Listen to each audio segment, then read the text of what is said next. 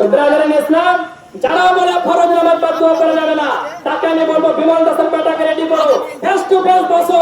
ফরজ নামাজের পর হাত তুলে দোয়া করাকে যদি কোনো মায়ের লাল বিদআত প্রমাণ করতে পারে, তার গোলামি করতে রেডি আছি মুসলমান। আমরা প্রমাণ করব ফরজ নামাজের পর হাত তুলে দোয়া করা এটা আমার নবীর সুন্নাত। বলেন সুবহানাল্লাহ। এ মুসলমান, এটা আমার নবীর তরিকা। মুসলমান দেখবেন কিছু জায়গাতে কি হয়, ফরজ নামাজের পর ইমাম আপনাদের আযান হয় মসজিদে, তো শয়তান পালিয়ে যায়, বলে না? তো ইমাম সাহেব যখন ফরজ নামাজের পর হাত তুলে দোয়া করবে, তো দাড়িওয়ালা টুপিওয়ালা শয়তান মসজিদ থেকে পালিয়ে যাবে। মুসলমান, এদের কাছ থেকে ইমান বাঁচাবেন। আরেকটা হাদিস শুনিয়ে দিই আপনাকে, ফরজ নামাজের পর হাত তুলে দোয়া করা যাবে কি যাবে না?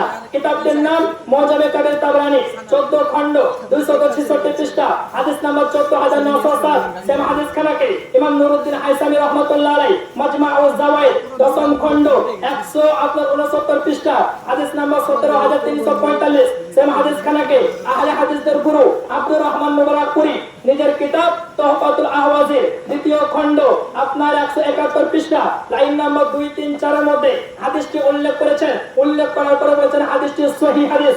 এই হাদিস আন মুহাম্মদ ইবনে আবি ইয়াহইয়া ওয়ালা রাআইতু আব্দুল্লাহ ইবনে জুবাইর ওয়া রাআ রাজুলান রাফিআন ইয়াদাইহি ইয়াদউ ক্বাবলা আন ইয়াফরুগা মিন সালাতিহি ফালাম্মা ফারাগা মিনহা ক্বালা ইন্না রাসূলুল্লাহ সাল্লাল্লাহু আলাইহি ওয়াসাল্লাম লাম ইয়াকুন ইয়ারফাউ ইয়াদাইহি হাত্তা ইয়াফরিগা মিন সালাতিহি। বলেন সুবহানাল্লাহ।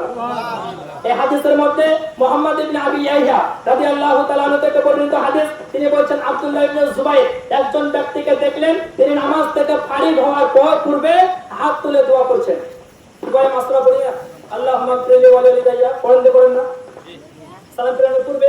তো আব্দুল্লাহ ইবনে জুবাইর দেখছেন একজন ব্যক্তি সালাম ফিরানোর পূর্বে হাত তুলে দোয়া করছে।